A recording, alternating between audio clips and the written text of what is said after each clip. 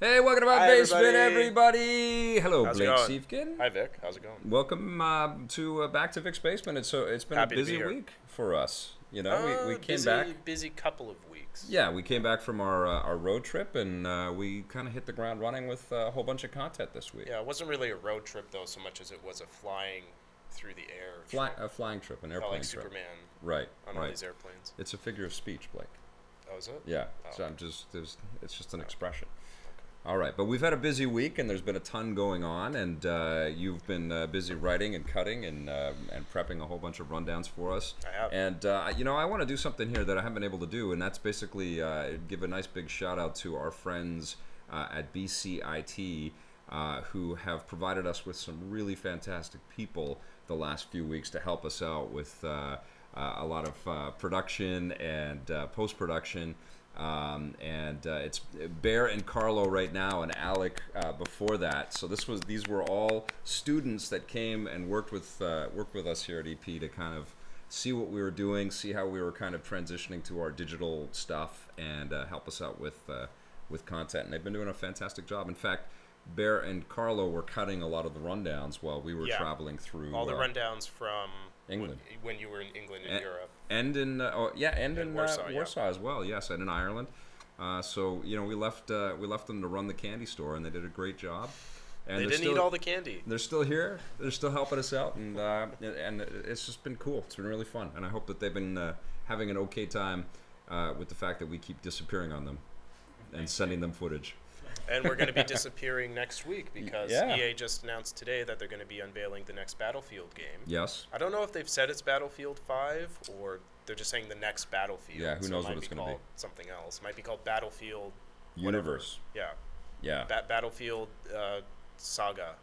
Well, we were having a big discussion about the. So we're going to be in San Francisco next week at that unveiling event. Yeah. Which I'm very excited for because I love San Francisco. Oh, it's going to be a ton of fun. And there might be one or two other things that we might be able to hit while we're down there, too, because it just seems like every time we visit, it seems like there's It's a big city. a lot of things happening There's at a the lot, same time. a lot of game developers on that tiny little peninsula. Yep, So absolutely. So it's going to be fun, and we'll have reports. But we were talking before we started shooting here that the games industry is rapidly changing. Obviously, this 4.5 PlayStation, the 4K PlayStations, and PlayStation Neo. the Xbox One revision Oh, by the way, rumors sir, are in there. Before you go on, chat, let me know if the audio's bad.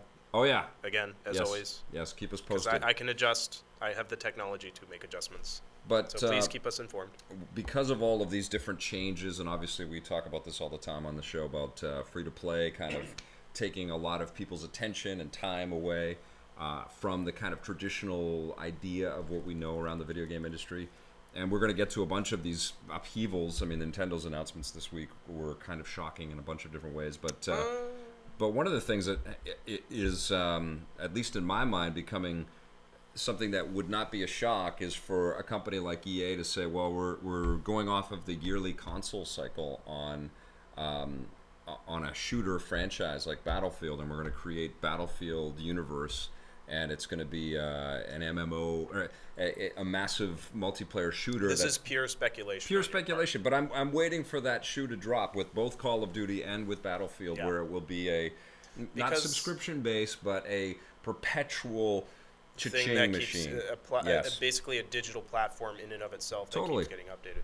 That's actually a really smart idea because if you look at games like The Witcher 3 Mm-hmm. or GTA Online, the ones that are constantly updated, and Rocket League, I was just playing Hoops today, the basketball mode. Yeah. The games that are constantly updated every couple of months with a little bit of new content have a consistent user base. The community never dies. Yeah. Whereas games that are very front-loaded, where you get all the content in the first couple of months, it's popular when it comes out, but then it dies off, and then a year and a half later, no one's playing it anymore. Well, I which mean, sucks if it's an online game. It really, I mean, all of this stuff is sort of changing and transitioning right before our eyes, and I could see something like that happen. Microsoft just, I think, went live today with Forza 6 Apex, which is the free-to-play version of Forza for the First Forza on the PC. Windows 10 platform. And they've said, actually, going forward, all of the Forza games are going to be simultaneous Xbox and PC, Windows 10 Right. releases, which So- I think is smart. So, because, but they haven't said yet if they're going to be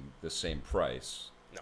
So this one's free to play, Apex, maybe that's what they're going to transition to with that franchise as well. I mean, I just feel like the business is saying we can't just let League of Legends and Dota and Warcraft and some of these other players that are out there sort of consume audiences en masse like that. Yeah. You know, even the what is that, Clash Royale that's happening right now? They're just taking a lot of people's time and money and energy and full audiences away. And I can see that these big shooters would do that, and I could see that the big sports games would do that. And it seems like a smart way to try to emulate that free-to-play model for mobile games, because let's face it, mobile game free-to-play is killing it right now. Yeah. Whereas if you did what we're talking about in a big game, you could have these paid updates that people could buy. Well, you know, when you think you have that constant revenue flowing in, like a free-to-play game, but it's not cheap and manipulative and exploitative the way a free-to-play game We're not going to just talk about free-to-play today, but there is one thought that I've had about sports games in general for a long time, is why haven't the, Electronic Arts specifically, I mean, I know that there's a traditional audience to placate right now, and I don't know, I would estimate that the audience numbers on an install base may not be going up every year with every iteration of the basketball and the hockey and football and stuff like that. But what does go up are all of the digital asset purchases that are starting to happen. But I can see a future where, EA delivers these things as seasons on a free-to-play level with built-in advertising and built-in purchasable unlockables as well. Yeah. And I could see that becoming enormously successful on console and PC it makes more sense, Mac, everywhere. It makes more sense for a sports game to do that as opposed to a Call of Duty game. Right. Because a Call of Duty game might have a completely different story set in a completely different universe, whereas a sports game, it's basically the same game every year with a new roster. So why not just let us buy that new roster? I think people would go for ads in the full television broadcast style ads in the middle of periods and cuts to break in a sports game. In a sports game, it would work because we're used to seeing commercials in a sports game. But I don't want to see a commercial in my Grand Theft Auto or Battlefield game. That would drive me nuts. Unless it was like I was playing Battlefront, right? And there was a Star Wars trailer. Okay. Maybe I would put up with that. Okay, well, the whole game is essentially a Star Wars trailer anyway, so that's kind of pointless at that point. Which Battlefront? Yeah, it's an advertisement for Star Wars. That's why it exists. Well, it feels like every game is an advertisement for its season pass these days, right? Well, that's true. Itself. I mean, let's face it; these games are all made to make money. They're not doing it out of the goodness of their heart. It's a for-profit industry. Well, let's talk about more free-to-play madness, because we were obviously in Warsaw for the World of Tanks Grand Finals. And that's a free-to-play game too. That's free-to-play. It's a monster, totally forgot. And it was kind of crazy to see the epic scale of the production that Wargaming put on for the event, and also to see how many people lined up. Lots of families went there. There were actually quite a few women in the audience, which was kind of interesting. Yep. Not a very emotional crowd. I think the most emotional person in the arena was Jose. Who was able to be like a human air horn. I don't know if we can. Of it. Well, he actually had I'll make a digression here. Jose had an app on his phone, like making an air horn noise, and he had a speaker that we got in our swag bags of free stuff from the. So he had one of those little portable iPhone speakers, and he had it in his backpack, so he would press the thing on his phone, and it would make a really loud. But he didn't even need it. He was going through the whole. I don't know how he does it. Yeah, all weekend long. It was nuts.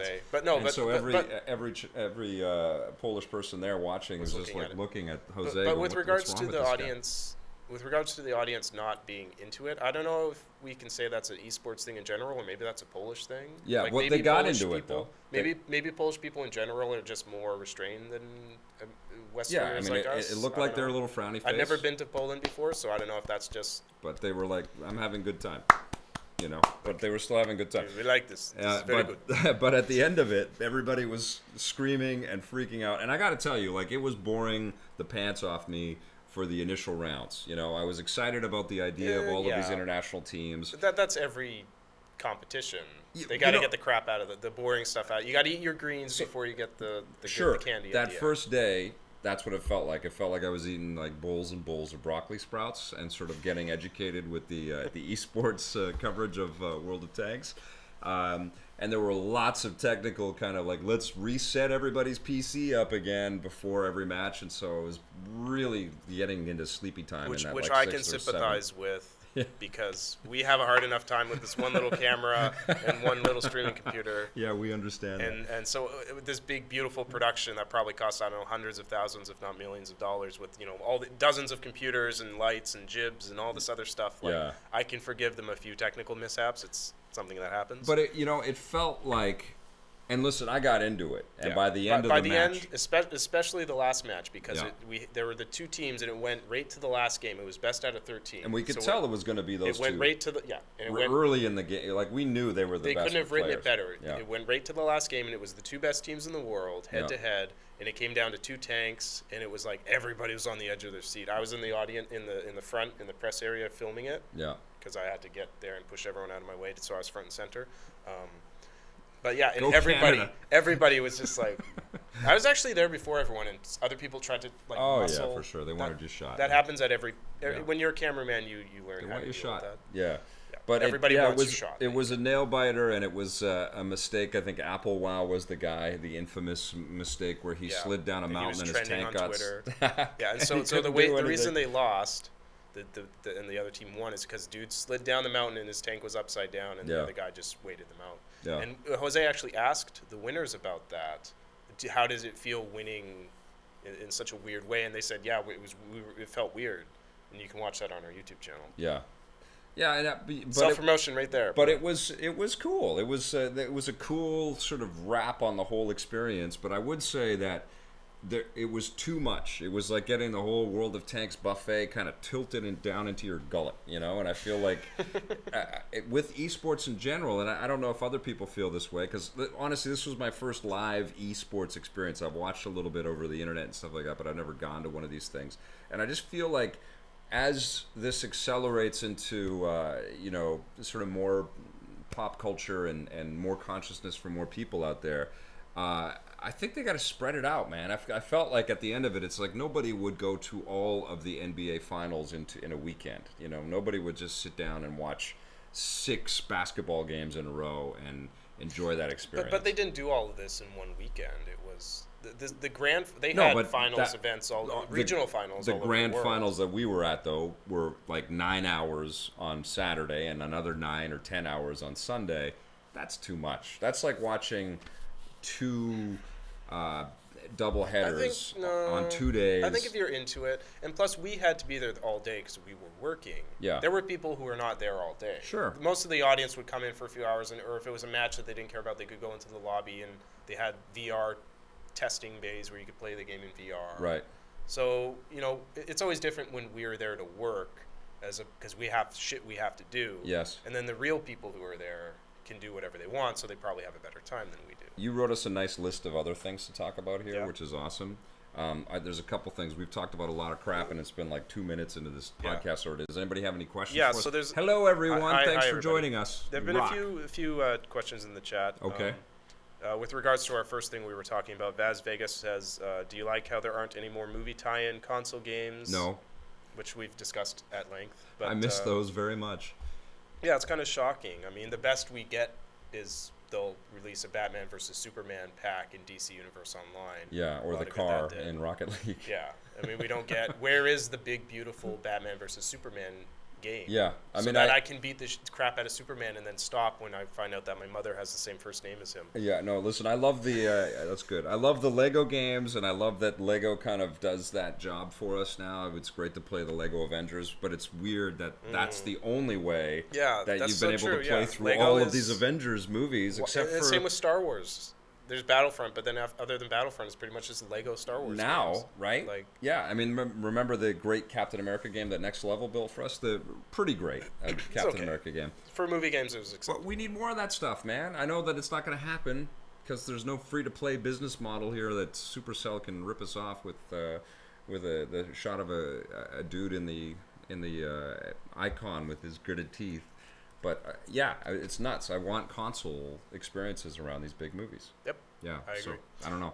Do you guys want that? I think everybody does. Yeah. Well, I'm assuming everybody at least one here, person did right? Because they asked. All 6 or 7 of us want console games based on the big hit movies that we love. Hey, we got about 50 people watching across YouTube and Twitch that's great. right now. Awesome. We're on YouTube and Twitch, by the way. That's awesome. And I'm monitoring both chats because I have the technology. We were away, I think, when the Rogue One stuff yeah. Right? Like, yeah. maybe we had just talked about it, and the trailer had come out, and then we took off. No, the trailer broke in, because I remember watching it for the first time in a restaurant in Warsaw. Wow, and being pissed because the Wi-Fi wasn't good enough. So did you write the script, and then I did it while we were out there, and we talked about it? Yeah, and we did a follow-up story about the trolls not liking it because there's a female lead. Yes. Well, people were talking about, what we thought of it, and I can't be more excited about Rogue One. I think it's going to be so unbelievably cool. It's kind of like, I'm really looking forward to it. Yeah, it's kind of like what they've been able to do with the Clone Wars show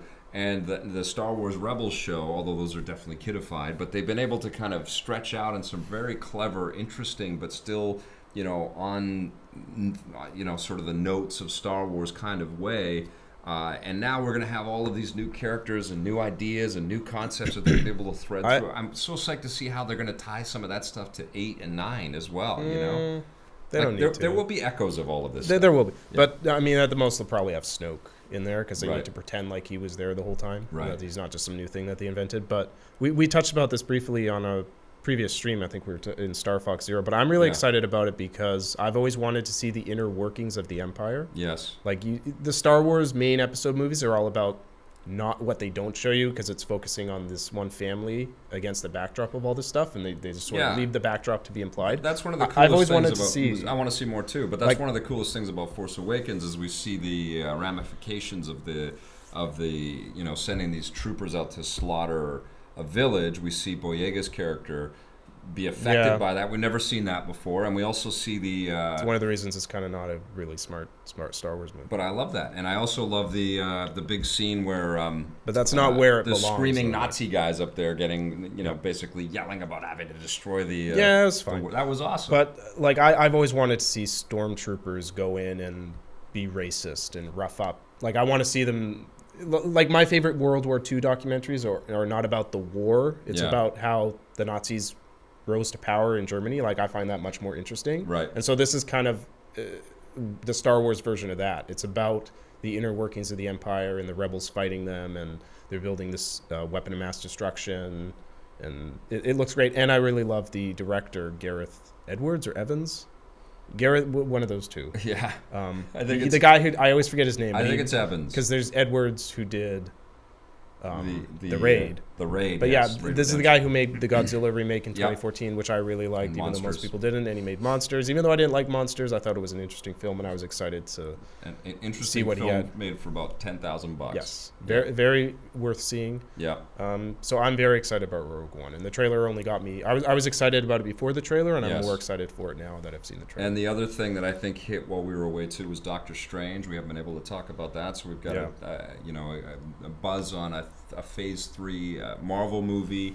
I'm not a huge Doctor Strange fan. I don't know all of the lore. I've never read the books. I've started to look through a few now digitally. His whole deal is he's the mystical side of Marvel. Yes. Guardians of the Galaxy was the cosmic side. This is the mystical side. Well, I do love that this opens up a whole new story direction. I'm not crazy about them changing some of the racial characteristics of some of the characters and stuff like that. I mean, I've certainly got an issue with Iron Fist being. Iron Fist was always a white guy. The what's her name was not always a white woman. Yes, I am a little upset that there is this sort of whitewashing happening. Period. Like they in this space. Like they really could change things with these. They American washed Cumberbatch because he has a fake American accent. Well, he has to. Yeah. I just want to say I think the movie looks interesting. It looks like a Marvel movie. Yeah. It looks like looks fun like it's on popcorn in and the stuff. Thor direction. Yeah, right? It's not all dark and depressing. Yeah. It's not Do You Bleed, but Cumberbatch's. Did you just call him Cumberbatch's? You call him Cumberbatch. Whatever. Cumberbatch's accent, his American accent, is terrible. Yeah. I love him as an actor. I've never heard him do an American accent before. Right. His American accent is terrible. So you got to work on that. Just from the trailer? Just from the trailer. I watched it in England with my sister and her husband, and he's British. And at first they didn't realize. I'm like, they're like, oh, that's him? I'm like, yeah, that's him doing an American accent, and it sounds like crap. It doesn't even sound like him. He sounds like Daredevil, almost, in the trailer when you hear him. Who was also another British guy. I think he was Australian. But yeah, he was doing a fake... That's Charlie Cox. He's not American, and he's doing an American accent. So yeah, Cumberbatch has got to work on that. Charlie Cox is Irish. He's not American. Okay. He doesn't speak the right way that we do. Still. So excited for both of those movies. Yeah. And that's both in the fall of this year, winter of this year. Also coming out fall this year, Fort MacDude P ? Or no, that's his username. There's no question marks in his username. Okay. He says Vic's thoughts on the Snowden movie trailer. Oh, that also comes out this That September. looks great. It looks, show busy and sexy mood lighting and stuff like that. It's like they have to shoot everybody with weird shadows and lights. And they make it look more like an action movie than I've read the book, and it's not as spy thrillery as the movie kind of makes it out to be. But I'm a Stone fan though. I'm a big Oliver Stone fan. Yeah, I love JFK.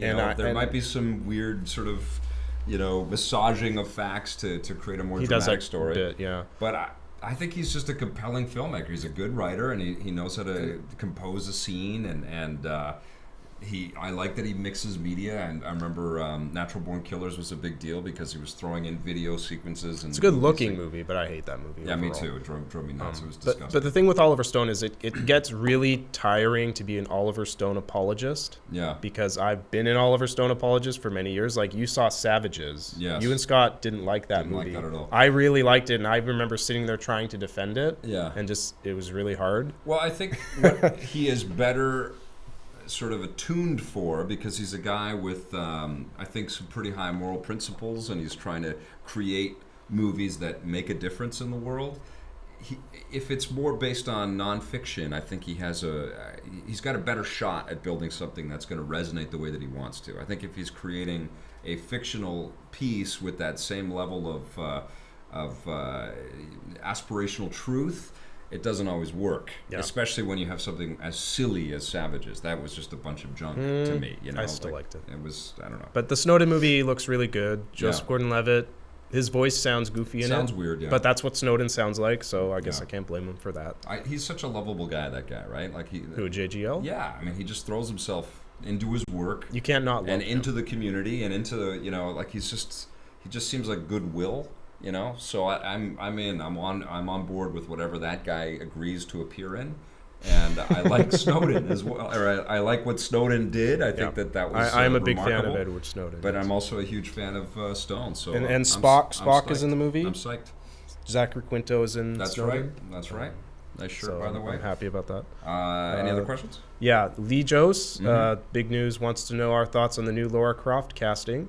We were going to talk about that today. We spoke about this in the rundown today. Yeah. It's Alicia Vikander from Ex Machina. That was the first time I noticed this woman. Not just because she's gorgeous in the movie and she's naked in the movie, because she's supposed to be kind of a robot built for whatever kind of thing. But you never really see her bosoms. Because she's got robot parts. She puts on stuff, and then it's supposed to be other skin. I've seen the movie, but creepy. I watch the movie. Ex Machina is brilliant, and you have to see it. But I just remember Oscar Isaac's dance. Oh yeah, he was nuts. I can't do it. It was so awesome. It's such a great movie, but she was really amazing because she had to kind of embody, this android that sort of is self-aware and not accepting, kind of almost like a replicant kind of vibe, Yep. A little or a Cylon, yeah. A little Cylon-like, yeah. Cylon-esque. But definitely command the screen. Definitely has a sense of strength and power. She was also pretty cool in Man from U.N.C.L.E., although that was all style over substance. Nothing was cool about that movie. It was pretty to watch, that movie. It was cool looking, but it wasn't. It was pretty flat. I was irritated. But she was good. So I'm psyched for her. It's surprising that Daisy Ridley didn't get it. It felt like the momentum was all kind of swaying in her way. But I'm totally cool with Alicia Vikander. I'm not as smitten with Daisy Ridley's acting chops as most people are. Well, she's pretty young, right? Like, she doesn't have tons and tons of work behind her. Alicia Vikander's been working. Alicia Vikander, I think, is a much better actress. It's interesting though that she's Swedish, and they're casting a Swede for a Brit role, and they're casting Brits for American superhero roles. It's almost like it doesn't matter. You just change the way you talk. It's true, right? But it is. It's proving box office is international. I'm curious. Excuse me. Mm-hmm. Take your time. This is excellent. Okay, I'm good. That's good. Okay. I'm curious about the role of Lara. I just got in trouble. Yeah. Lara Croft, because she's not, especially in the early games, she's not a character. She's a pair of boobs that climbs stuff.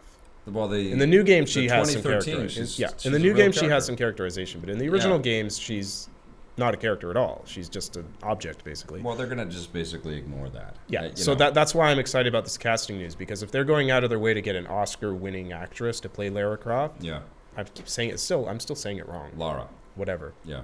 To play Mrs. Croft. Yeah. To play the Tomb Raider. Ms. Whatever. To play Fraulein Croft.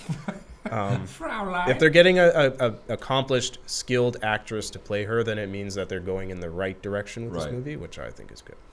It's good. I mean, we actually might have a great video game movie adaptation. And speaking of which we still haven't had. Well, debatable that we've had it or not this weekend with Ratchet and Clank. It's not great, but it's good, And I think the best thing that you can say about Ratchet and Clank, and my review is up there, and I go into a little more detail than I will here. But I think the best thing that you can say, I know the Rotten Tomatoes score, which you're calling out, Mr. Google. I'm just bringing it up because I'm curious what it is. To how shitty it is on Rotten Tomatoes.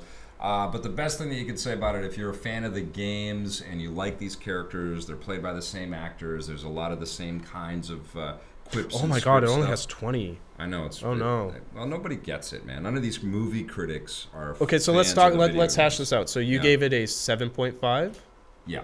And it currently has a 20. So why do you love it and everyone else hates it? Well, I don't love it, but I think I do like it quite a bit. There's a part of me that does love that it got made. There's a part of me that is in love with this universe and these characters, and I'm smitten, to use a phrase that you just used.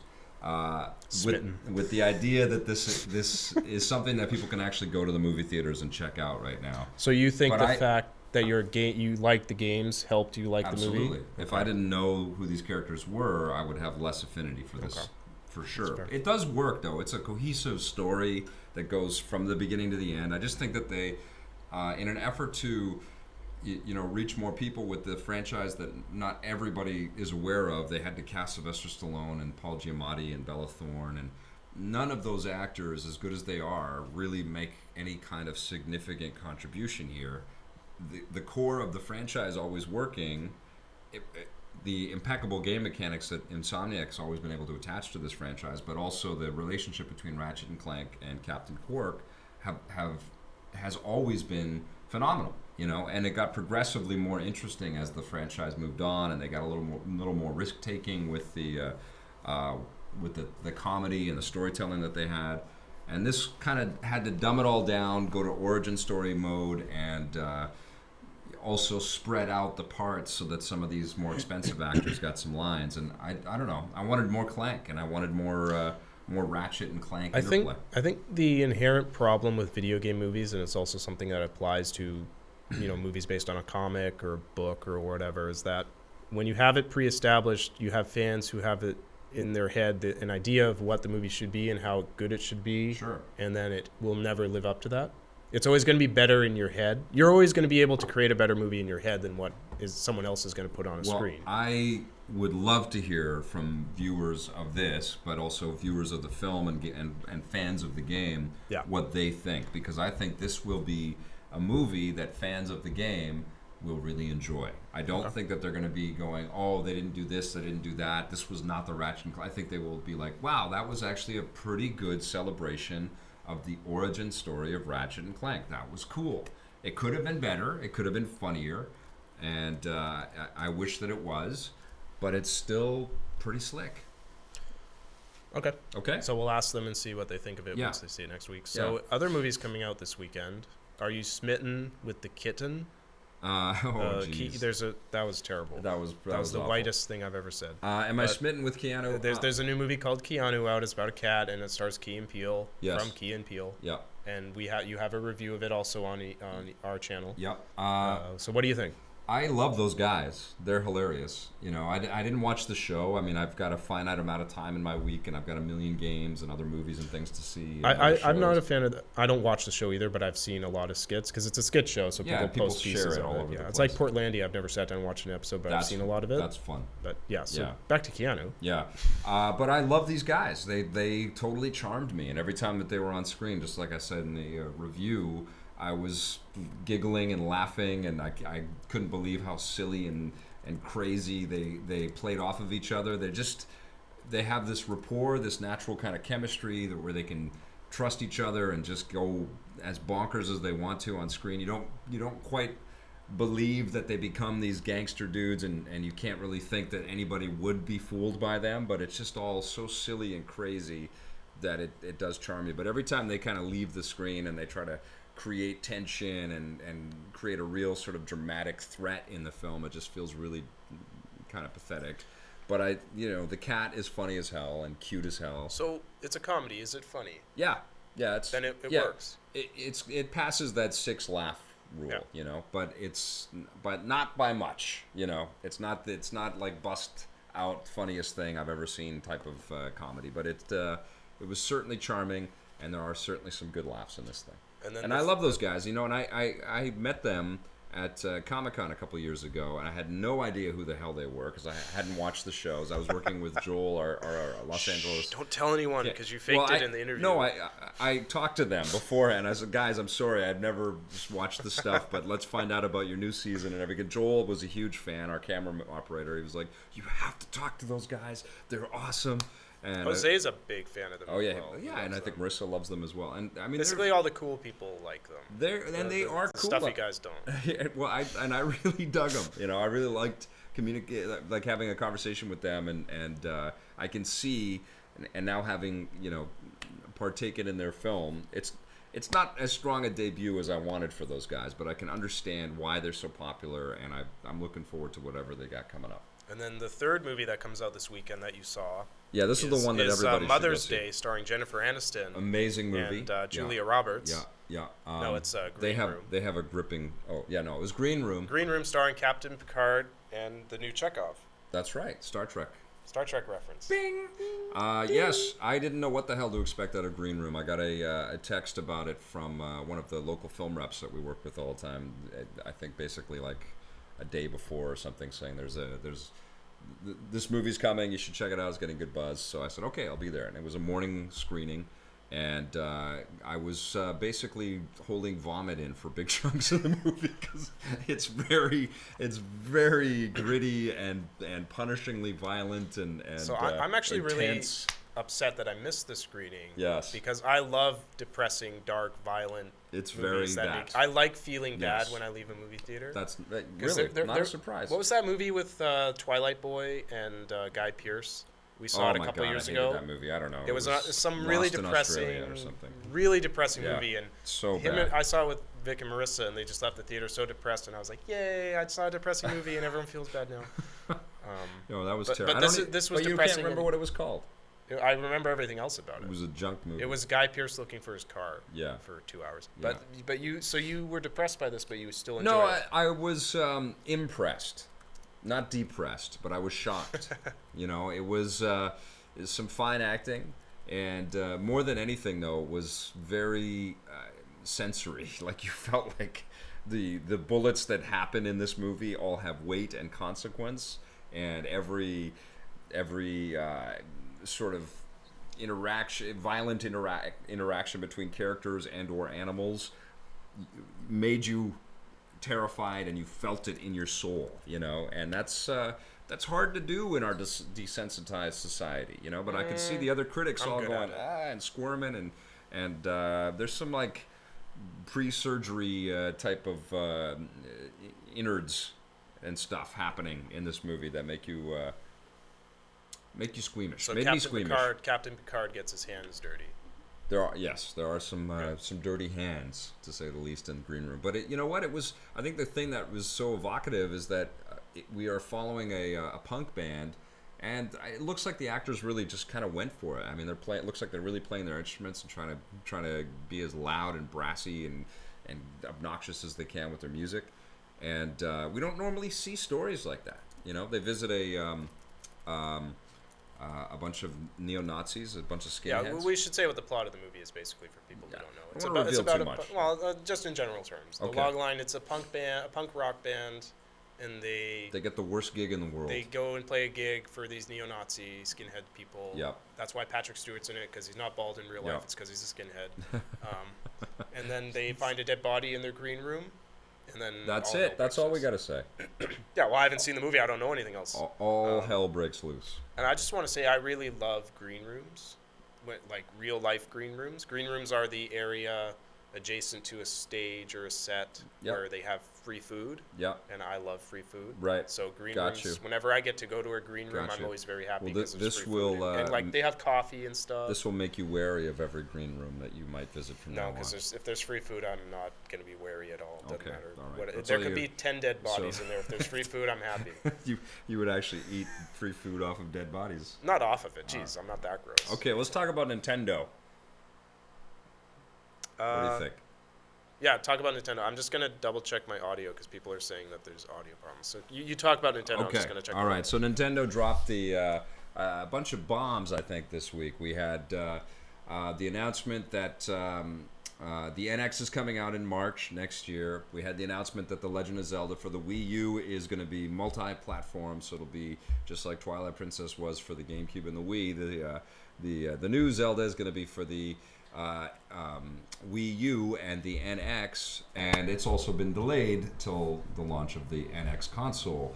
Now, you can take that with a sense of, oh, that's great, they get to just keep improving and make a better experience and a better game, but I don't know how much that is going to be true, because they're going to show off, this was the other bombshell that they dropped, they're going to show off a playable build at E3 this year, and it's going to be the only playable game that they're going to have at the show. Hi, I'm back. Every stand, every television screen with the console in front of it at E3 is going to be Legend of Zelda playable. Well, every screen at Nintendo's booth. In Nintendo's booth, yeah. By the way, so everyone, let me know, how does my audio sound now? Okay. If it still sounds bad, let me know in the chat. You sound great to me.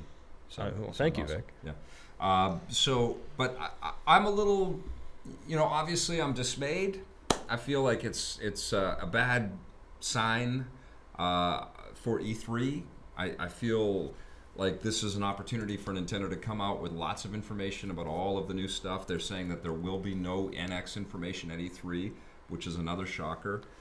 I feel like Wii U owners are kind of being left out to dry in a lot of ways. And I feel like The Legend of Zelda probably would be ready for the Wii U by the end of this year, and would give the existing Wii U audience something to look forward to for the holiday season.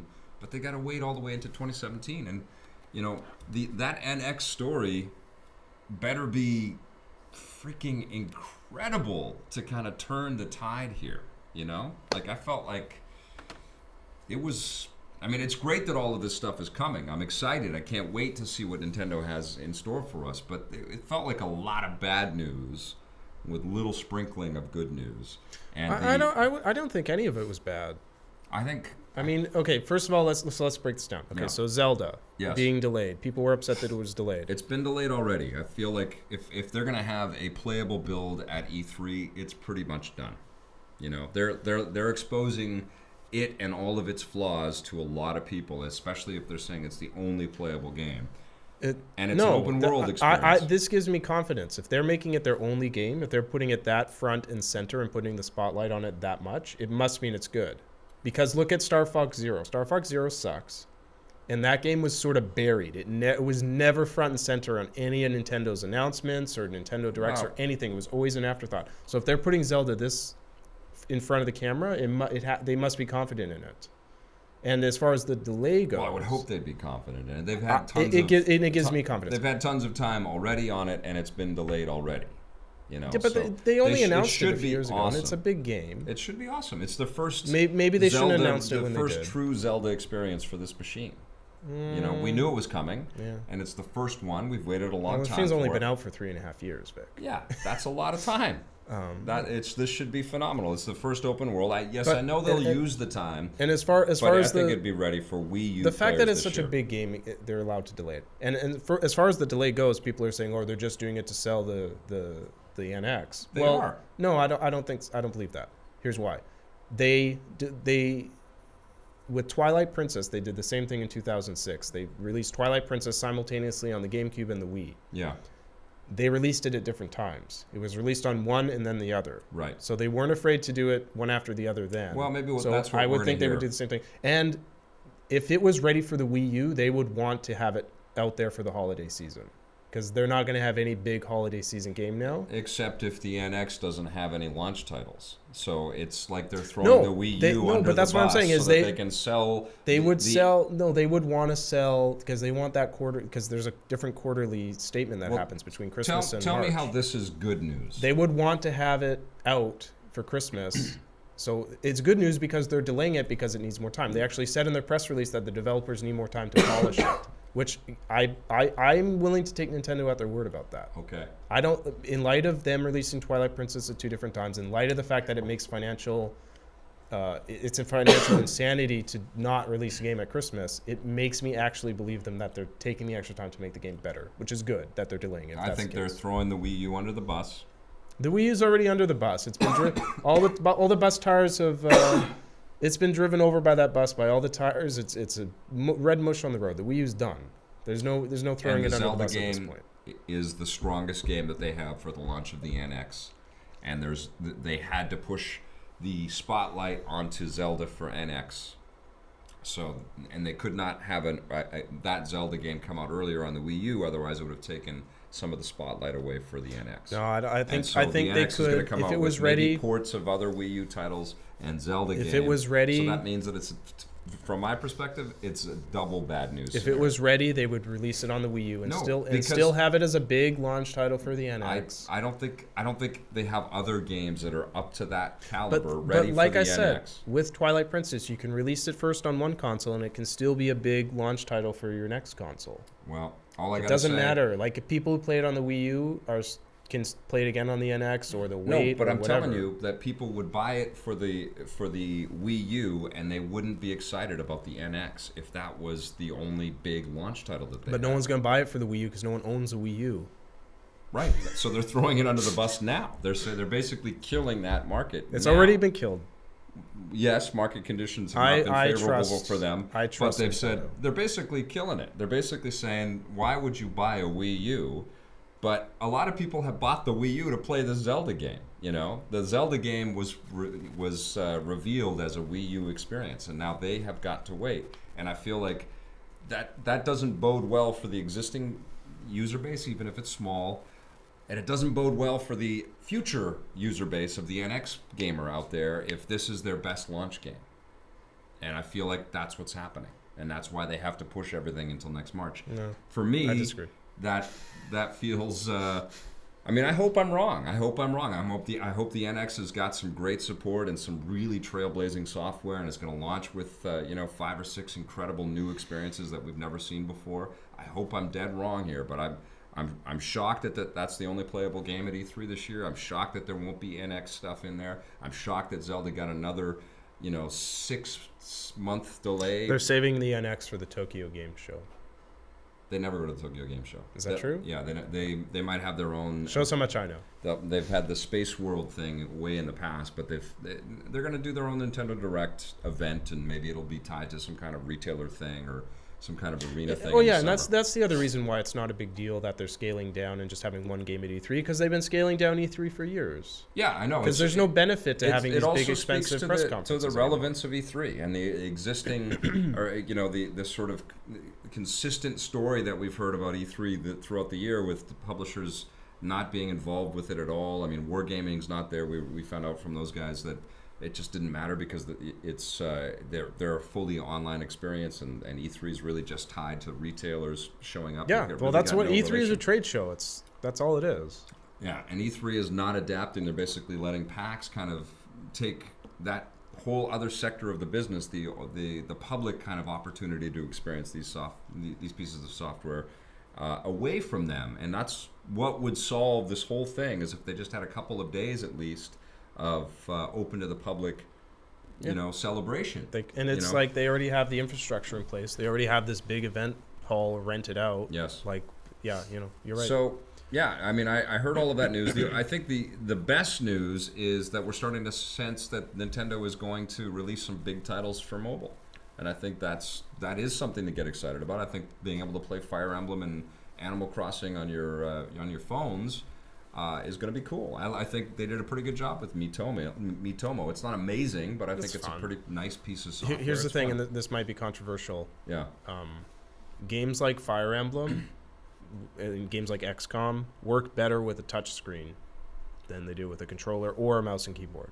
Well, because you can touch and put your finger on the grid and say, I want my thing to go here and blah, blah, blah, and move these guys. And it's easier same with tower defense games. It's easier with a touch screen. I would say so you can tear me apart, internet, go for it. XCOM on PC or Mac runs much better than XCOM on iPad, and I have them on all of the platforms. It runs better, but I'm but even the interface, there's still, because you're dealing with a lot of 3D camera control and pinching and zooming and squishing and rotating and all that stuff, it's still easier using a mouse and a keyboard on that specific game. I think that touch controls on Fire Emblem should be fine, because it's mostly been a 2D sprite-based experience, and if they kind of stick to that kind of model, I think it's going to be fine. But if you're repositioning cameras and rotating and doing spins and things like that, which they've done to kind of dress up the turn-based experience, it gets a little tricky. And sometimes having that sort of snap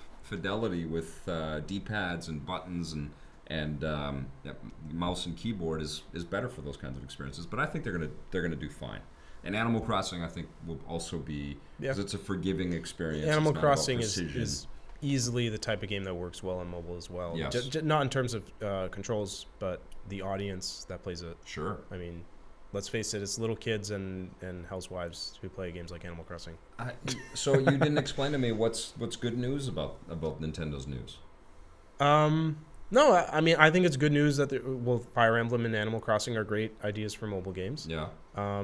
I think the fact that Zelda is being put front and center is good, because it means they're confident in the game. I think that it being delayed is also good, because it means that they are taking the extra time they need to make it good. Mm-hmm. The only thing I'm not psyched about is the fact that the Wii U, or the NX rather, is missing the holiday 2016 season. But I'm not the one who's going to be making money off it, so I don't give a shit. I'm not as down about Nintendo as a lot of other people are right now.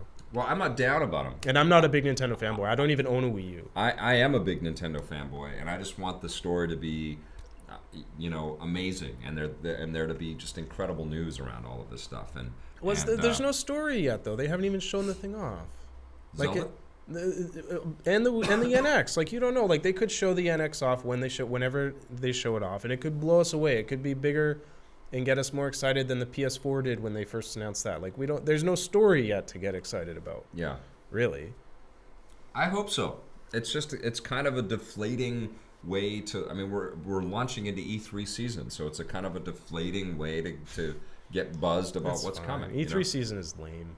It's becoming lame, for sure. What are people saying? Well, people in the chat are kind of making me chuckle, because they're giving suggestions of big games Nintendo could release this holiday season, and it's all like Mario re-releases. So it's like Super Duper Mario Maker, like Super Mario Galaxy HD, that kind of thing. I mean, are people going to be stoked if the NX launches with the new Zelda game, and that's the best game that they have for the machine? I think most people are with you. Most people are kind of depressed, but I'm not. Yeah. Believe it or not, I'm actually the How am I not how are you the cynical one about this? Well, I'm not cynical. I'm just like, I'm kind of bummed out that we've had this deflation, around what could have been this should have been the NX E3. This should have been the E3 that we walked away from this conference going, oh my God, this is what Nintendo's plans are. Realize, because the PS 4.5 is going to dominate the E3. Nintendo knows that having all. E3 is a giant. We've talked about this before. you all have these big expensive press conferences, and it all just becomes noise that your game gets lost in. Yeah. So that's why it's smart not to have a press conference, because it doesn't matter if you have one or not. You could just have a Nintendo Direct that gets watched online by the same exact number of people. And when you have all these different games, it all gets lost in the shuffle. So that's why Dude, Zelda being the only game makes it that much more apparent, so it gets more coverage. Nintendo would have all of And that if they and a big if press they conference announce the to NX, show off the if console. they announce the NX, it would with get new lost. stuff that we hadn't played before. If they and announce that's the what NX, we it all would get want lost as in the longtime noise. Nintendo fans. It would get lost in the We wanted to come noise. out of that conference going, "Oh my God, Nintendo's back! They're taking it to them." You Look at wanted all to these come out of a incredible conference. things." Who cares about the conference? No, Who that would have cares been about amazing. the conference? We That- care about the business thing. needs that The kind of a story. The business needs we should have been able to walk away from E3 going, "Oh my God, man, games are back. Nintendo is back. Look at this Zelda. It's going to be incredible. Okay, we got to wait till March. No big deal. This NX is going to be amazing because it's different from the PlayStation 4.5 and whatever Xbox has got on it up its sleeve. And it's not VR. It would get lost in the shuffle. You think? Yeah. You think just This way, it gets to have its own spotlight. It gets to do their this own thing way, on their own it's- day, on their own time. It's backed into a corner. It's one game, They get to- and it's look- kind look of at it this nebulous way. about Look at how it this we're going way. to get it. If Nintendo announced the NX at E3, the big story of that day would not be NX announced. It would be NX announced plus this, plus this, plus this. When Nintendo does announce the NX, it'll be at its own event or its own Nintendo Direct or whatever, a few months later or whenever.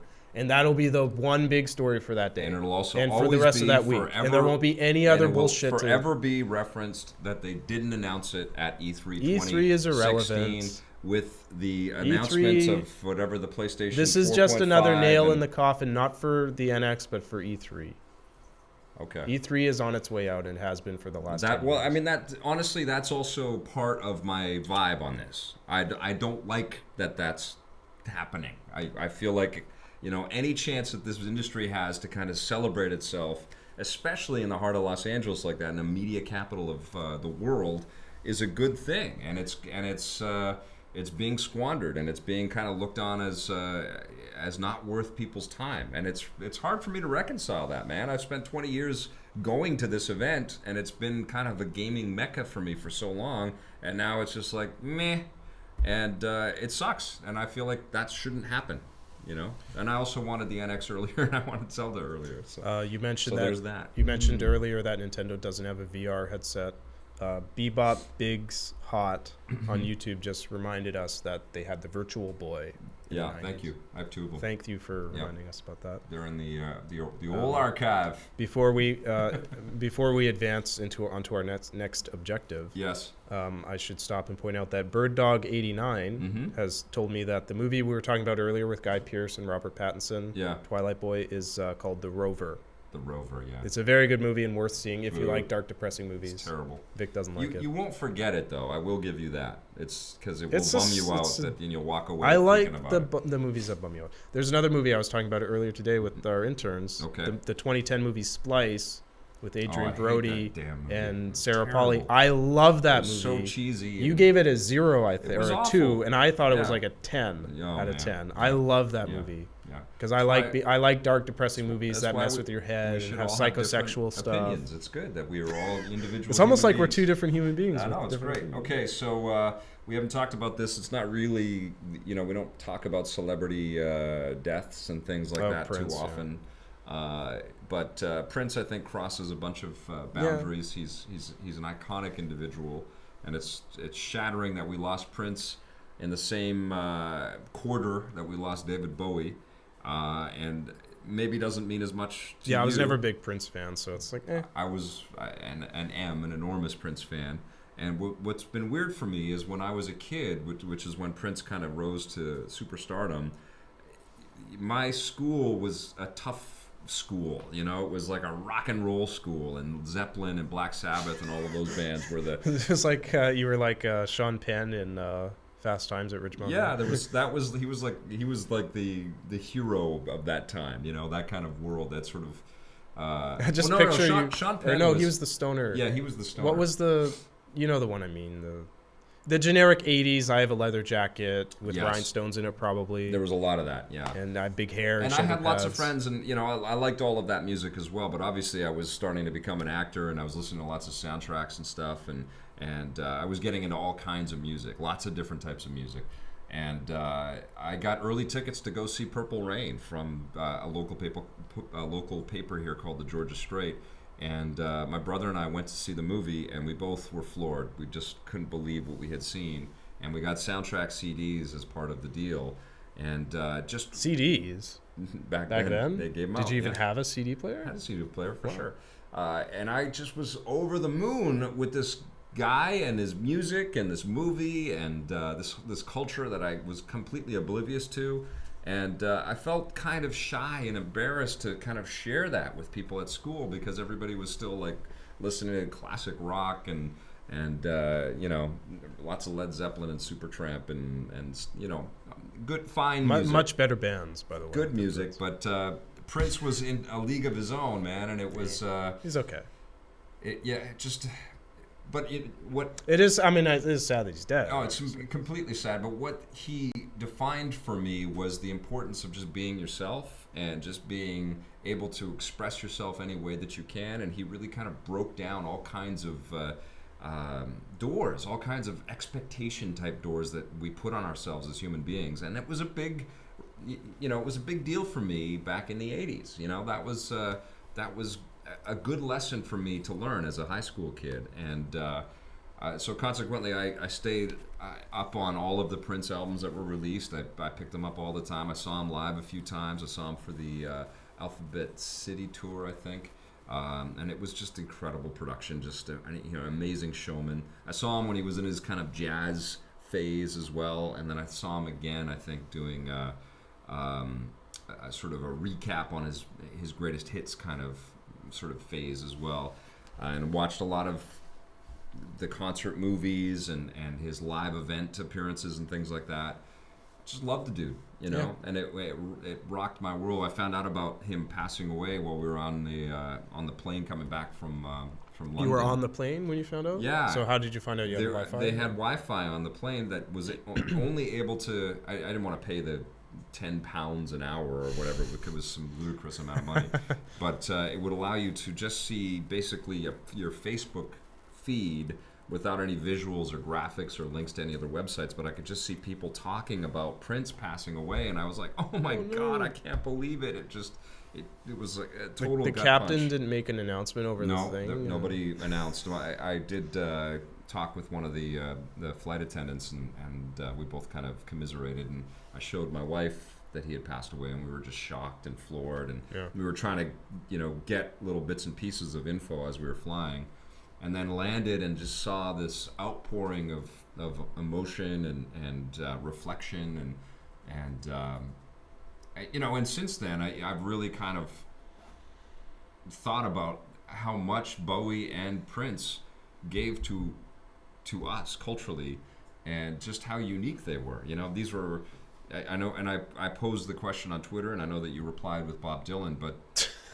I said, who is next? You know, well, Leonard Nimoy died earlier this year. No, I know there are individuals. There are definitely iconic individuals. When they pass, it's that same kind of tear in our sort of cultural fabric. But those two were just such giants. You know, they were just they broke down barriers in so many different ways across different genres and just great.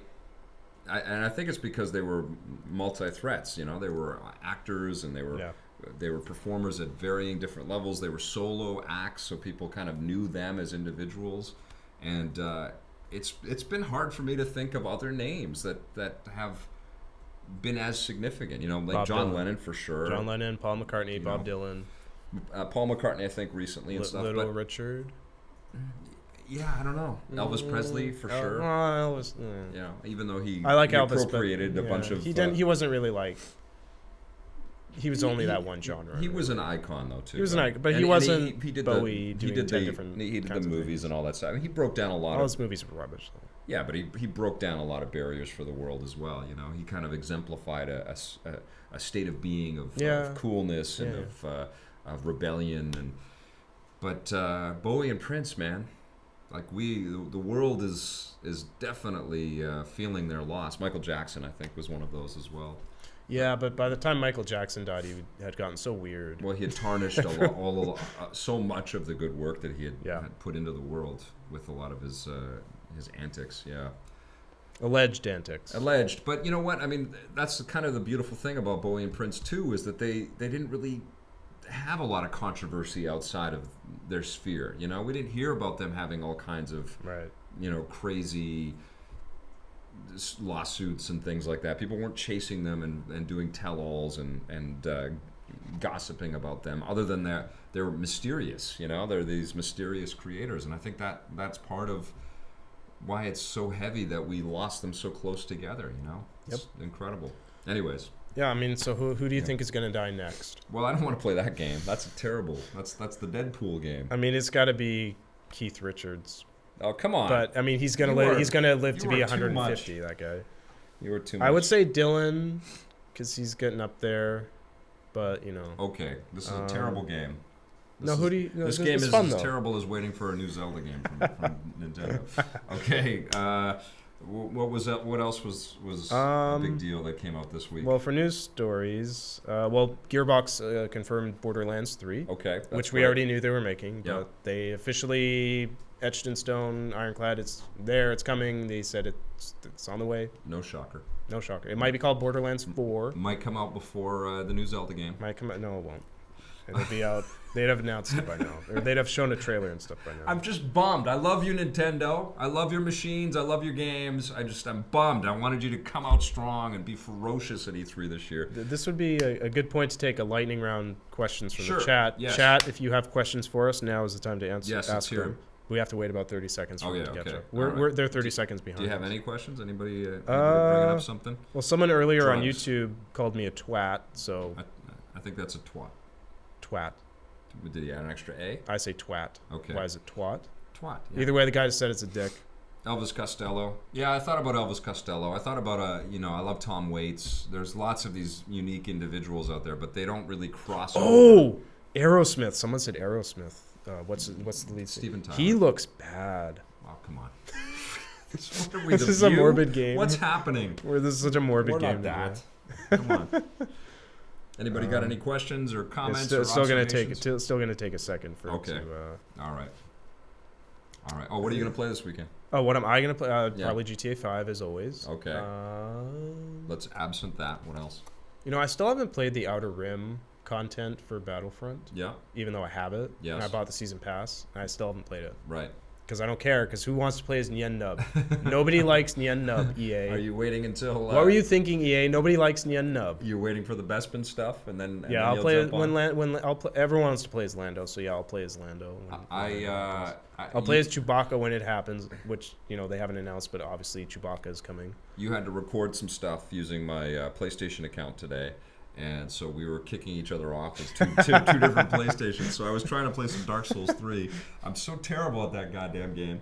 But I am going to persevere a little bit more this weekend. But man, that Division is addictive as hell. I must have that same disease that you had when you were just sucked into Destiny. Yeah, because... I didn't get sucked into It's just so compulsive. Like, you just get in, it's like, oh, there's a phone. Okay, there's this. Oh, there's an encounter. Oh, I got to go do this. Okay, now I got to rescue this thing. I had a bad experience with the Division. I was playing with Mr. Precision and his brother, and they abandoned me. Oh, no. They fast traveled somewhere that I hadn't unlocked yet, and they just left me behind. Oh, and that just changed everything. And I was standing there in the middle, shivering in the middle of New York, just really cold. But then I was stoked because the hotel I stayed at last year when I went to New York is in the game. I was like, yeah, that's cool. That's the other thing, is the detail in that game. It really is amazing. Like, all of the stuff to kind of get lost. I mean, I remain a fan. I know there's lots of people quibbling about all of the upgrades and the cheats and the exploits and all that stuff. I haven't progressed so far in the end game stuff that I know how to cheat the thing and I'm freaked out about any of that stuff. I'm still just exploring it and digging it. I still think it's one of the great experiences. Are you digging the changes to the loot system? I'm not really noticing. You're not high level enough to even notice. I'm not really noticing. I'm just enjoying the game. Okay, I have a question from the chat. Okay. 99250SF. Okay. 49 was taken. Okay. Wants to know our thoughts on Warcraft. I assume he means the Warcraft movie. Right. Yes. The Warcraft movie directed by David Bowie's son. Yeah. Or he might be asking about all the server things that Blizzard was doing today. Blizzard has been shutting down fan-made servers for people who want to play like the original version of Warcraft. Oh wow! They set up the custom server, and Blizzard's been shutting them down. It's a whole big controversy that I'm not really versed in because I'm not a big Warcraft player. But the movie looks. I think it'll be fun. I think the thing about Duncan Jones is he's a very smart filmmaker, and I think he's gonna approach it with the idea that it should be a little quirky and cheesy, and there should be a sense of lightheartedness around this, a self-awareness that it's based off of a game property. So, if it connects with enough of the homages like Ratchet and Clank does, it should be a fun experience. It's definitely a franchise that could work as a movie. I just don't know if this one's going to work. We just have to Duncan care Jones, about the I'm kind of iffy about. I didn't really care for Moon. I didn't really care for Source Code. Wow. Too busy enjoying the rover. Yeah. Yeah. Moon wasn't quite depressing enough for me. Yeah, it was depressing. It was a bit, because I guessed the ending in the first Source 5 Code. minutes, so. Source Code is kind of lame. Yeah, all right. Vic, are you excited for Homefront? Patty's Pub Wildcard wants to know if you're excited for Homefront. I am hopeful for Homefront. I had a great interview with one of the guys from Deep Silver there, and we posted I don't know if you watched it, but we posted a long 20-minute kind of dive into what Homefront is going to be.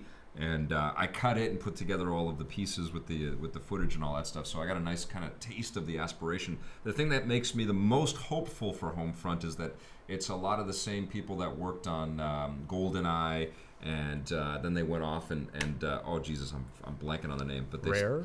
It was Rare, but then they went off and started the Time Splitters franchise, and so they've got a real pedigree. And then they were involved with Dam Buster. Well, it's Dam Buster now, but it's they used to be a different studio. They got involved with Crytek in the past, and it's using the Crytek engine. Wait, now. Google to the rescue! I'm figuring it out right now. Okay. Dam Busters is what they're called now, but they're made up of a bunch of people on the chat are going to know exactly. Free Radical. Free Radical, yeah. Boom. So there's some excellent pedigree there, and they've been basically waiting for years. I knew that. I didn't Google it. To launch a game, and this is that game. So it's kind of a dopey IP. The first Homefront game was not that great. It was okay. It seemed a bit crazy that there was like any kind of a fever around buying the rights to this thing. But the thing that excites me is I'm very hopeful that Dan Buster has built something really fresh and fun, and can stand up against some of the best shooters out there. Now, I played the beta, and I was not impressed. I tried. It was choppy and slow. I don't get why they're making a sequel to Homefront. Well, I think that's their biggest challenge when it comes out. No one liked Homefront. Why not just make a new IP? I think people like the concept of Homefront because it's this idea of defending your... It's this ridiculous idea of North Korea being powerful enough to... Well, it's an alternate history. North Korea has children cutting the grass with scissors because they can't even build a lawnmower. They're not going to take over the continental U.S. But it's a different North Korea. And I think that idea of... Because America has never had an invading force occupy it, is... it did when it became America. The British invaded and took over land that had been lived on by Native Americans for thousands of years. They weren't calling it America. They invaded and occupied it. Okay. White people invaded and occupied it. I agree, but that's not this game. But I think that it's an interesting piece of fiction. It can be. Red Dawn was not a great movie either time, but it was interesting. It's an interesting idea. Evocative. I agree. So I'm hopeful that it hits on the fiction front, and I'm hopeful that it hits on the tactile front from Dan Buster. I hope they deliver. Jonathan Lee Dawkins wants to know, or has pointed out that... I'm almost over my cold. I'm sorry for sniffling. I'm sorry for giving it to you. Okay. Jonathan Lee Dawkins wants to know our thoughts on Lionhead Studios closing. They're now officially kaput. Shut down. They're done. It's heartbreaking, man. Which totally sucks. I've seen so many goddamn studios disappear. I can't believe it. When I started EP, I thought that these companies would be permanent, and I'd be visiting them over and over and over again. And it's been one shock after another. Like LucasArts still affects me because I have so many amazing memories of visiting the LucasArts developers and shooting stories with them. And and they're not there, you know. And Lionhead, I visited and talked with Peter and got a sense of, like, Peter was an amazing guy to run that company the way that he did. He sat with everybody in the middle of the, you know, everybody had cubes, like cubicles, but there weren't offices, and he just sat with everybody, you know. And he was this guy that he'd been knighted already, but he was just with all of his pals and the people that he really loved and respected, making these great Fable games, you know. And I think they're the victim of Kinect, which sucks. Kinect was thrust on the business. Microsoft was so eager to make its revenue back on this huge, you know, potential paradigm shift in the way that we connect, and no pun intended, with our experiences. Pardon me? Why is that a pun? Paradigm shift. Connect. Why is it? Connect. The way that we connect. Oh, I thought paradigm. Okay. All right. Sorry. And Paradigm, another company that's bit the dust. Rest in peace with Paradigm. I'm just curious with Lionhead closing, what it means for Microsoft as a whole going forward. True. Because you have to look at, I can't help but look at it against the stuff that's happening at Microsoft right now. They have the new CEO.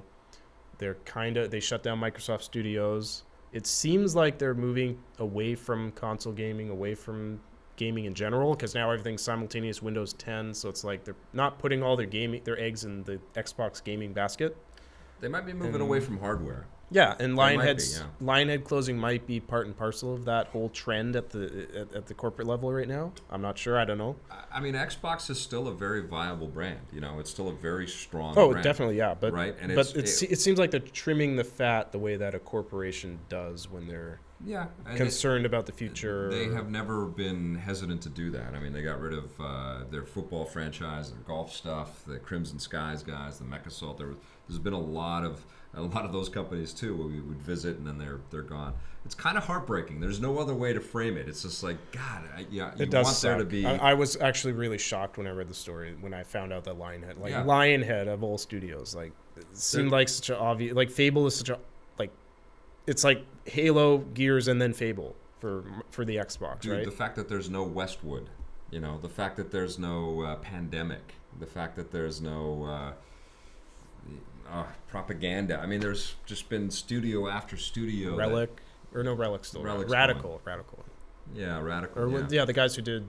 The fact there's no Westwood in Las Vegas, you know, like Command and Conquer guy. It's shocking. And rest in peace, Lionhead. You made us some amazing games. Those Fable games were just absolutely incredible. Black and white was cool. It's heartbreaking. Yep. Last question? Let's find something uplifting to talk about. Sure, yes. I'm just going to scroll through the chat to find something uplifting. Okay.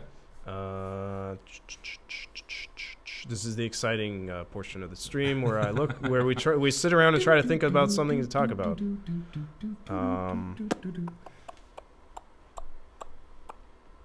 Someone's talking about the War of 1812. That's exciting. Do you want to talk about the War of 1812? No. Okay. No. Well, you can think of something. It's not all on me right now. What movies am I going to watch? I'm going to watch Deadpool with my wife, I think. Oh, yeah, that's out now, isn't it? Yeah, it's out on Brilliant. It's digital. And I think if you're a Ratchet fan, you should go and check out the movie, and you should play the game, because the game's incredible. I hope people are playing that thing. It's amazing. Which game? Ratchet and Clank. Yeah. Yeah, it's candy.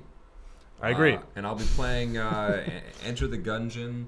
I think Severed is probably going to be in my queue to be reviewed. Here's something uplifting to talk about. Sorry. And Dirt. People are asking us our thoughts on Mafia 3. Because that's the most uplifting thing in the world. Mafia guys shooting people in the backs of trunks. Well, I'll tell you what's uplifting about that. One of the LucasArts alumni and a great fellow, Hayden Blackman, is running, I think it's Hangar 13, out of San Rafael. I love that guy. He went off to write some comic books. He's very creative, big part of the reason why Force Unleashed was so fantastic, that first one. The first one. Got to put that caveat in there. Yeah, no, but he has been a part of some really great things in the past. So the fact that he's a big part of the creative kind of shepherding of Mafia 3 excites me. I didn't get into Mafia 2. Mafia 1 was amazing. That was a game, I remember Tommy and I reviewing it on the PC going, holy shit, games look like this now? This is insane. I remember playing that on the PC and just being, because I had already played GTA 3 at that point, but it just looks so much better than GTA 3. Yeah, it was like, wow, this incredible. looks really good. So now, obviously it's interesting, right? Like Take-Two's got this internal competition between Red Dead, which we're probably going to find out about soon, and Grand Theft Auto and Mafia, all in that space. With Mafia 3, I'm excited about the fact that the setting and the time period, it's in the early 70s, just after Vietnam in New Orleans, which I think is a cool time and place. And it's a black guy, not an Italian mafia guy. So it's still organized crime, but not at the Italian mafia. Yes. And I think that's interesting. I think that's an interesting direction to go in. I can't wait. Okay, someone asked about Game of Thrones. We should probably talk about that. Oh, Jesus. Your thoughts on We haven't been on to do this in a long time. Okay, I don't watch Game of Thrones, so this is all going to be you. Season 6, Episode 1. Oh, and we didn't do the loot crates. I guess we should do that, too. Do you want to do this right now? Sure. I'll grab the loot crates while you talk about Game of Thrones. Fantastic premiere. If you haven't watched it, I'm not going to spoil too much about it, but we're starting to understand a little bit about the ramifications of what happened with a certain Mr. Snow. It's not completely kind of answered, but we're going to know soon. But I just thought that there was a sense of urgency. One of my favorite scenes was when Brienne of Tarth, and I always fuck up the names. I'm going to fuck up the names, but you're fooling me because I never watched the show. So Brienne of Tarth basically lays the sword down at Sansa's feet after she's rescued her. And it was just an incredible sequence, and I loved it. And I just love the truthfulness and the emotional kind of weight of what was going on in that sequence was great. And it feels like everything is just ratcheting forward. We've got a blind Arya Stark who is training kind of like Daredevil now, which is kind of crazy. We're chasing after Daenerys, who's hooked up with a bunch of I forget the name of the horse tribe. But you think I'm a nerd for liking Star Trek? Oh, but it overcomes you. Like I didn't read the books, and I don't know every character's name to get every single detail. There's so many different plots and stuff like that. But by the time you're into seasons of this, you are just overcome with all of these narrative, paths and directions, and these incredibly cool characters, and the intrigue, and the feuding, and the backstory stuff. You'd think by season 6 I'd know everybody's names, but I don't.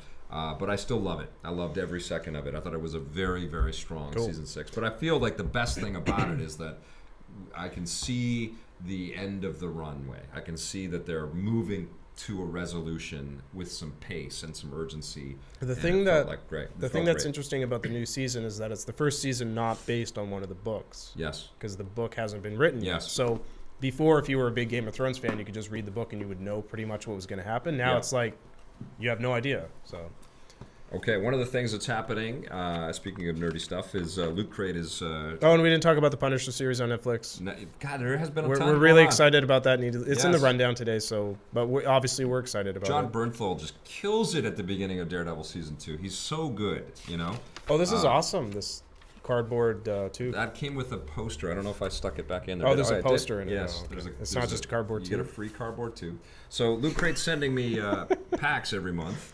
And I've talked about them, I think, a little bit, and I've had them on my Instagram and stuff. But now, what is Loot Crate for those of us who don't know? Loot Crate is they bundle up a bunch of nerd-friendly goods into a box, and they ship it out. You get a subscription. You pay for a subscription, and they send you stuff every month. And they have a bunch of different versions. It's a bunch of random stuff from different things, and it's like a Loot Crate in a game.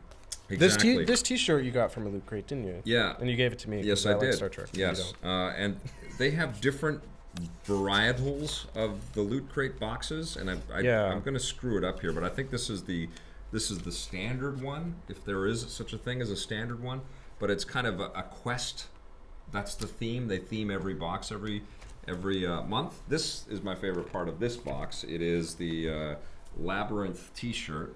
And it has David Bowie in featuring there. Speaking, King Gareth or Yeah. whatever the hell his name is. speaking The of Goblin David, King. David Bowie, which is kind of cool. They Dance throw in Magic. a magazine every box to kind of give you an idea of the products that are in there, but also the stories behind why they were chosen.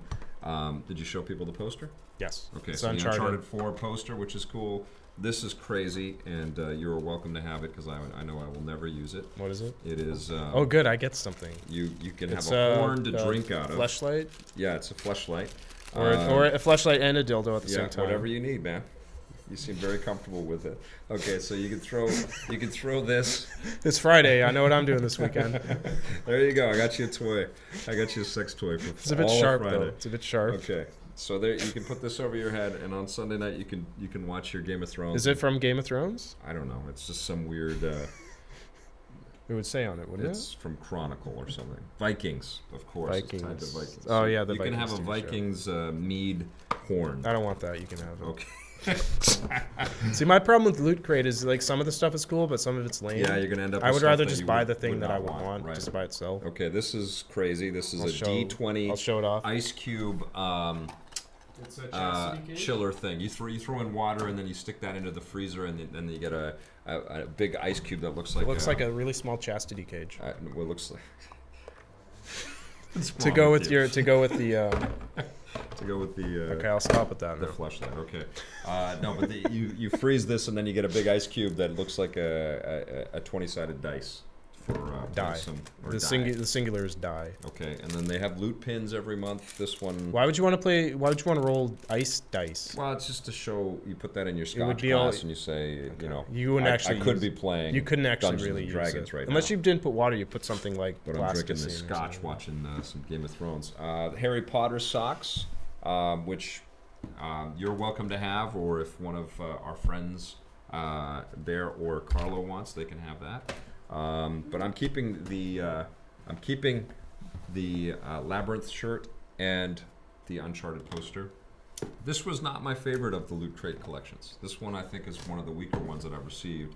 But It's like a Loot Crate in Destiny. It's nothing that you want. well, sometimes they're great, but this one not so great. I'm gonna give this Loot Crate box, I'd say probably about a 5 out of 10. Well, the box itself, I would give very low marks to because it's all tattered and. Yeah, but they do some cool things with the boxes, with the So packaging. now we're moving on to Loot Crate number 2. This one is more video game centric, and this one has some cooler stuff in it. Is that a Star Trek t-shirt? Is it? another Star Actually, I'm not sure. So, first thing it has is a Mirror's Edge digital watch, and I don't know how to use it, but I like it. It's super thin, and you have the LEDs that actually stick out of. They actually shine through the rubber coating, which is kind of cool. There's nothing on it, and then you press it. Yes, it has. What it has the tattoo of Faith on there, the same tattoo that Faith has in there. There is a. And my daughter's already claimed this already, but this is a Resident Evil toque with the Stars Raccoon Police Department badge on it, which is kind of rad. But Ruby's going to be wearing that, so she's going to be wearing an M-rated games toque this holiday season or next winter. This is a BioShock T-shirt. Oh, it's I thought it was Star Trek for a Which second. is pretty rad too, and this is. I think everything's Star Trek. This is going into my collection, and it'll probably end up on the show. Let's see what else. Oh, this is kind of rad. I would give this to you, but you've done nothing but dog the game. So this is a metal tin piece of concept art from Fallout 4, which is cool. And I think one of my favorite pieces in here is they actually have a Division goodie. How many times is this going to crash? It's not going to crash. Just a piece of tin, my friend. Tin art. Cynical. What is that? This is a USB Gun. 16 Shaped like a gun. It's shaped like a gun, but it has some stuff that you can actually unlock in the game, which is pretty cool. And there's a reusable USB dongle on there for 16 gigs. So much better stuff in this one. What is this? Oh, that one's That's the box for the thing. I like this one, this box a lot. Still not my favorite of the Loot Crates that I've received. I think my favorite stuff is when I received an old Solo from Star Wars Funko Pop and Star Wars pajamas, which I've actually started to wear. My favorite was when you received this T-shirt. And you like that T-shirt, yes. This is one of my favorite episodes. One of the best ones. Awesome. Well, this after Loot Crate box, there's a transporter accident and it sends the crew of the Enterprise. It splits them, or no, it sends them to a parallel universe where everyone is evil. That's crazy. And everyone has a beard. So Spock has a beard and he's evil Spock. This one I think they're calling Metro Loot Gaming. It gets an 8 out of 10, so that's solid. And this one's just the regular Loot Crate Quest. So there you go. Thank you, Loot Crate.